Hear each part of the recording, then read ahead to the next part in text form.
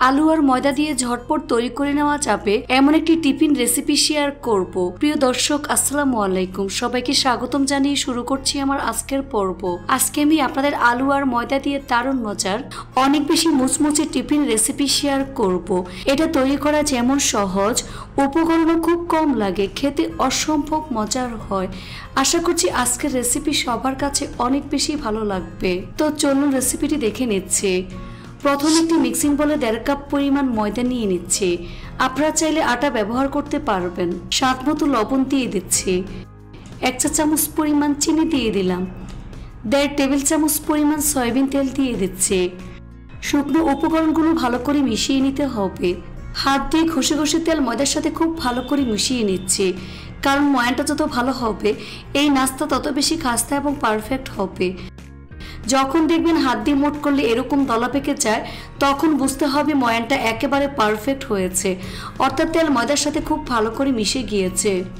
এবার এর মধ্যে অল্প অল্প করে পানি অ্যাড করে মোটামুটি সফট একটি ডো তৈরি করে নেব।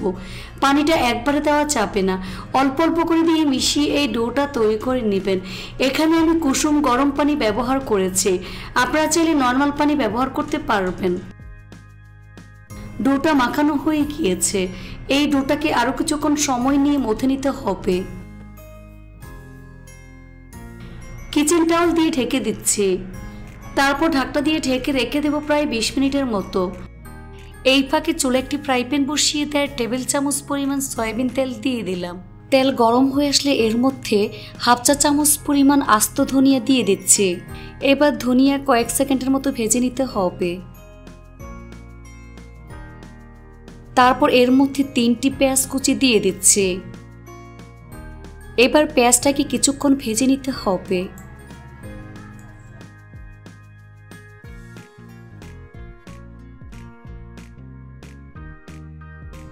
এই পর্যায়ে 1/4 কাপ পরিমাণ বরবটি কুচি দিয়ে দিচ্ছি।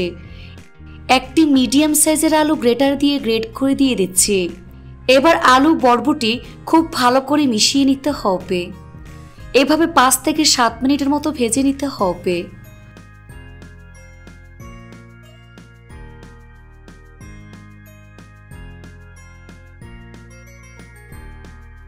এই পর্যায়ে 1/4 কাপ পরিমাণ গ্রেট করা গাজর দিয়ে দিচ্ছি। গাজর সবকিছুর সাথে খুব ভালো করে মিশিয়ে প্রায় 5 মিনিটের মতো হাই হিটে ভেজে নিতে হবে। এবার একে একে গুঁড়া মশলাগুলো আমি দিয়ে দিচ্ছি। প্রথমে দিয়ে দিচ্ছি স্বাদ মতো লবণ, 1 চা চামচ পরিমাণ চাট মশলার গুঁড়া, 1/4 চা চামচ পরিমাণ মরিচের গুঁড়া, 1/4 চা চামচ পরিমাণ ভাজা জিরার গুঁড়া, 1/2 চা চামচ পরিমাণ ধনিয়ার গুঁড়া। গুঁড়া মশলা সবকিছুর সাথে খুব ভালো করে মিশিয়ে নিচ্ছে। এভাবে 5 মিনিটের মতো ভেজে নিতে হবে। নামানোর আগে 2 থেকে 3টি কাঁচামরিচ কুচি দিয়ে দিচ্ছি। 2 টেবিল চামচ পরিমাণ ধনিয়া পাতা কুচি। ধনিয়া পাতা কাঁচামরিচ ভালো করে মিশিয়ে নিতে হবে। এই তো আমার আলুর পুর রান্না হয়ে গিয়েছে। এখন চুলা বন্ধ করে এই পুরটাকে ভালো করে ঠান্ডা করে নেব। ফিরে আসলাম 20 মিনিট পর। এখন ঢাকনা সরিয়ে ডোটাকে আরো কিছুক্ষণ সময় নিয়ে মথে নিতে হবে।